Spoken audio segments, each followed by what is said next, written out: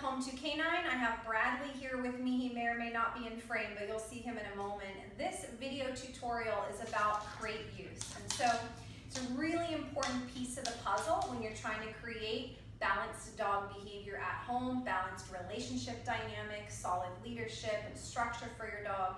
So many people will forget about how important this tool is, not just for puppy potty training, or for restricting a dog who maybe hasn't learned to be responsible with freedom in the home, but also the importance of this tool for long-term provisions for your dog of comfort and calm, a place that is able to give your dog clarity about relaxing and not responding to their environment and engaging with everything that goes on around them. Thanks, Bradley. So we want to really bring about an awareness of how pivotal this tool can be for overhauling behavior issues. If you're currently struggling with your dog attitudinally, maybe they're bratty, they're defiant, they're not respectful. When you come home, they're jumping on you, they're reactive towards other dogs, they're getting in spats with dogs in the home. This is a tool that's missing from the equation if those things are taking place, because it's missing from communicating leadership and structure and boundaries for your dog when you're gone. Basically, you deputize this tool to represent you in your absence. It's also missing from your dog's world in order for them to learn to just zen out and relax more frequently, so that that calm state of mind becomes more of their normal default, okay? So I want to talk with you about which type of crate you might select and why. For starters, we've got metal crates and we've got plastic crates. There are all kinds of varieties of these two types of tools. They can range in price fairly significantly. You don't need anything super fancy when it comes to the crate that you select for your dog. You may need to reinforce the crate if you've got a dog who's a real escape artist, has high anxiety, is going to try to fuss around in there and bust out if they've had a bad experience in the past and been successful getting out of a crate. Then you're going to probably want to make some modifications to the crate to prevent that from taking place in the future. If you have a dog who likes to escape, I would recommend going with a metal crate and reinforcing it with zip ties all the way around, as many points as you need to, so there's no give, no play in that crate, in the walls. The other thing that I recommend is stall matting in the bottom of a metal crate, and this is just a piece of that. Bradley doesn't know what this is, so I'm going to be really sensitive here and not overwhelm him. Stall matting is a really heavy-duty rubber matting that's used for horse stalls. Comes typically in 4x4 or 4x6 sheets. You can get it at a farm or tractor supply store typically. Everybody's got one in their town somewhere. And this stuff is really heavy. An original sheet of 4 to 6 feet in size will typically be about 80 pounds. So when you cut that with an X-Acto knife, you score it off and fold it apart to cut a piece that fits inside your crate bottom. You will be giving that crate more weight and stability, so you don't have a dog that's rocking and scooting the crate when you're gone. This is oftentimes a complaint that people will make. The dog moved the crate across the room while I was at work and, destroyed the plastic tray bottom, things like that. So by putting that stall matting in there, you not only reinforce the crate, make it more heavy duty and solid, make it more indestructible, and prevent the dog from being able to scoot it, but it's quiet. Right? You can't hear that. So the nails on the crate go from sounding like this to sounding like this. Okay? So stall matting is a fantastic solution for reinforcing a crate if you go with a plastic version. There are plenty of other products out there on the market that are designed to do something similar. Primo pads would be one of them. You can get a Primo pad online and it secures to the bottom of the crate. It takes that noise issue out of the equation, and they're supposed to be extremely sturdy for dogs that would typically dig or chew at the crate liner that's in a plastic crate. You have several options, but if you had a dog in the past who was anxious, destructive, going to potentially cause some problems, you want to set yourself up by reinforcing, putting something different in the bottom of that crate that's not going to invite the dog to burrow, chew, dig, be destructive. It's going to inhibit that desire, and it's going to cause them to kind of give up and further give in to relaxing and just being chill in that space. If you've been crating your dog and they're destructive with their bedding, or they're soiling their bedding, no bedding for that dog. Take that bedding away, and something like the stall matting or the Primo pad, even more so, will give cushion and comfort to keep them from having any joint issues. without allowing that dog to mark or be destructive with the materials that are in there, okay? So that's kind of the metal crate situation. Another last piece about metal or plastic crates, but certainly it's a good example on the metal crate, would be to use a leash clip or a double-ended clip. Carabiner might work, but typically it's going to be too loose, to reinforce the door. So you can zip tie everywhere around the crate, right, at all these major points, but you can't zip tie the door. You're going to have a problem getting your dog inside and out. So what we do is we'll take a leash clip, literally this little clip portion at the bottom of the leash, or a double-ended one, and we'll hook it here between these two parts so it removes any play that the door may have. Where there's give in the kennel, your dog will be motivated to continue to work at the kennel and try to get out. So eliminate that option and you'll have a dog who has no value to continuing to try to manipulate and work at those crate walls, okay? With the plastic crate, come here, bud. They're typically going to be a little cozier. They're going to be a little more den-like and natural for the dog to go inside, curl up, relax. They can't see out and process everything in the environment, so they're generally going to be a little more natural to the purpose of that cozy space. But some dogs will feel a little too claustrophobic in something like this, or this can be a little bit more challenging because it takes up space and you can't collapse it easily and move it around, take it with you. So that would be one argument for going with the wire crate, which you can fold down, and maybe if you travel a lot or you want to be able to send it with people who care for your dog, things like that, this can be a little more flexible for you. Bradley hasn't been crating at home. He's had a lot of freedom. Here we're going to introduce the crate back into his world as part of his board and train so that when his new sibling comes home, his owner is adopting one of our rescue dogs. They will both be able to be on the same regimen and same program and safely secured for these first coming months when they're getting adjusted to being part of a pack together at home.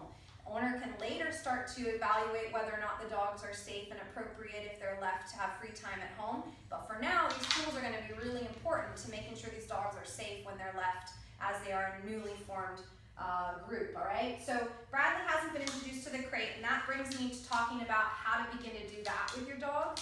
You want to have a leash on your dog when you start to communicate the purpose here of the crate and the objective. You don't want to try to do this corralling your dog and chasing your dog around the house and trying to get them to be calm and go in and stay in without your backup tools. So leash or long line is going to give you more management and clarity for your dog, that what you want is for them to go into the crate. This is a time where I will typically advocate for the use of food if your dog has any aversion whatsoever to the crate. In particular, you want to bring some high value treats or the dog's meal into the equation and start teaching them that they get that stuff when they go in the kennel, okay? So he gets to go in there and find these yummies, and it gives him a chance to investigate the crate and consider it as a place that he can feel comfortable and calm, that I'm not going to trap him in right away, and somewhere that's worth checking out and maybe hanging out for a bit. If I was going to do a long-term, crate conditioning program, I would say he only eats his meals in this crate. Take the food bowl, stick it in the back of the kennel at each meal, and your dog has to go in and eat their meal completely in the crate so that the association becomes extremely positive. I want my dinner, I want my breakfast, it happens in the crate, I like going in the crate, and then later we can draw off on feeding in there if we want to or need to. But for a while, some dogs it'll be a few days, could be a few weeks, could be months, but you want to keep up that nice positive association that when they kennel up, they get their food rewards and their resources that they find highly valuable, okay?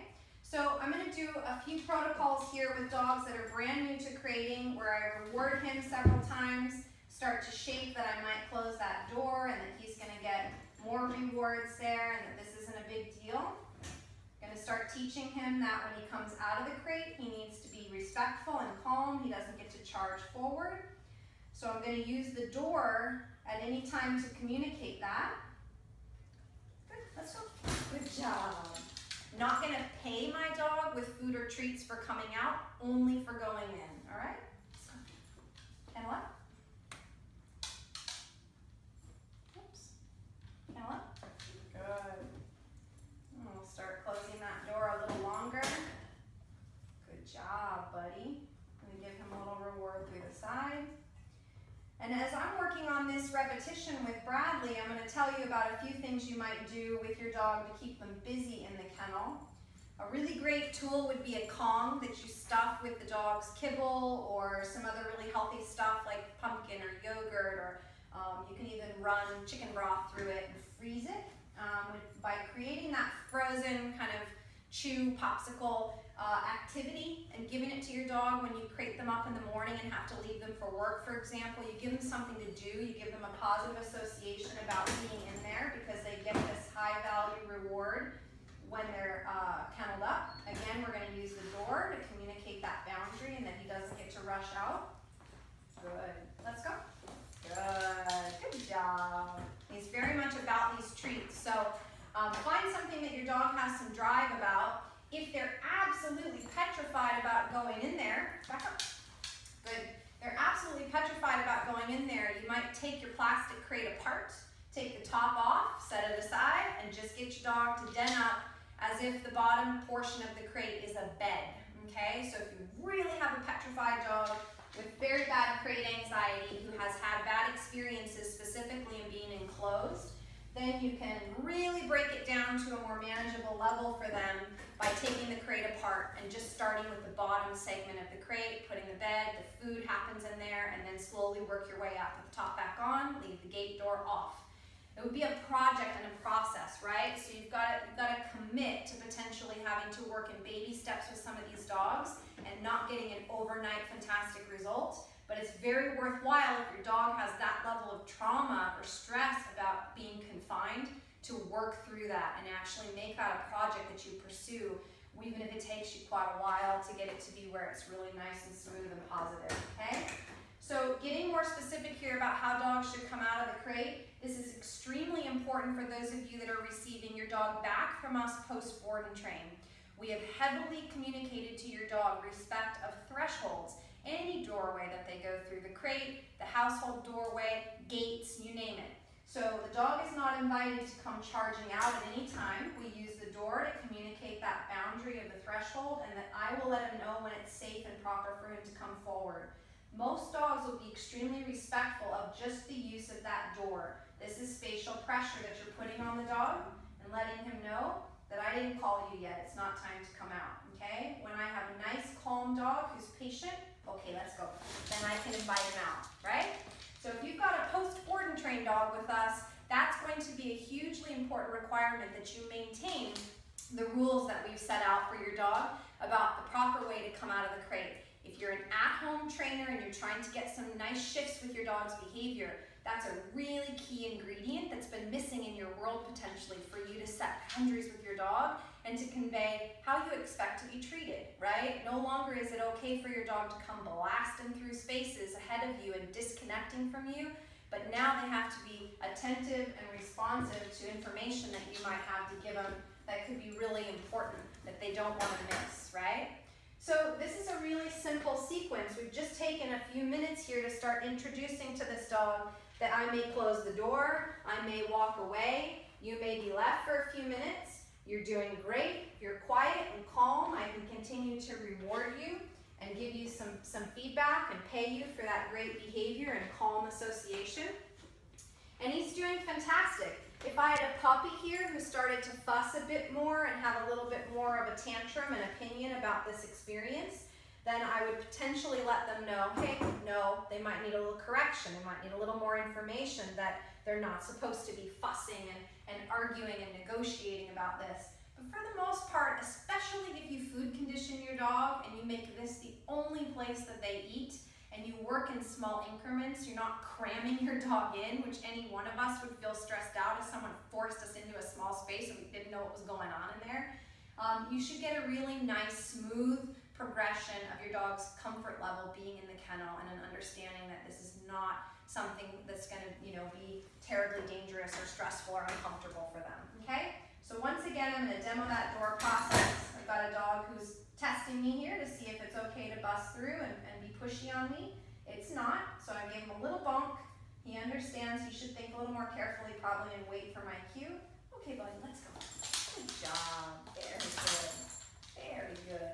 So Bradley's going to complete his crate training process while he's here in board and train. He'll get nice, calm introductions over and over and longer stretches of time that he has to hang out in the crate. But at least we want those first few encounters to be positive for him. He'll only eat in the crate or through training at first, again, just to create that nice emotional association that it's not something that needs to be a big deal. And in fact, you can feel really nice and comfy in there, and we'll be able to send him home with a zen space that he can count on when he's left behind and not have any of that separation anxiety stuff or any monkey business when nobody's watching. All right? But that's it for your crate tutorial. If you have more questions for us, as always, you can email us at Cameron@home2canine.com. You can find more information about board and train services or one-on-one training opportunities at home2canine.com as well. Okay? Thanks, guys. Good job, buddy. So talking about when you come home and you've got a dog that's really excited to see you, who's maybe doing the dance in there, right? They're doing that pee dance. It might be whiny. Might have that tail gonging against the wall, creating all kinds of chaos. It doesn't mean that you want to rush to the crate and let the dog out right away, because what you communicate to your dog is that, first of all, that behavior works to get engagement from you, and that behavior is acceptable once he comes out, which for most dogs, it doesn't work well that way, because then they're out of their mind with too much excitement. Too much excitement, too much drama, and they're willing to act out of that state of mind and create some bad choices, jumping on people, mouthing at people, right? Blasting through the house and blowing past thresholds. So when you come home, even though your dog's going to be excited to see you and reunite, what you want to have an intention to do is teach them that they should remain calm, they should totally chill out before you're going to connect with them, and that's going to contribute to not having that separation anxiety or togetherness addiction, as we call it. It's going to teach them that even when you're in the same environment, they can be okay coping and turning in on themselves and chilling out and just letting things happen without engaging. So when you first come home, it's typically going to be a 5 to 10 minute wait where you do not want to engage with your dog. You go about your business. I might go, put my stuff away, get a glass of wine at the end of the workday, put a load of laundry in, whatever it takes. If you've got a dog who's remote collar trained at this point, let's say it's post-board and trained, dog has their tools on, you're going to be able to actually correct and address any of those crappy behavior choices when they're escalating in excitement or frustration, and help them calm down faster. But dogs who don't have tools on or who are kind of getting used to the crating situation overall, you're going to be able to, you're going to want to just leave it be and let them work through that stuff on their own, let them calm down and get to a place before you come over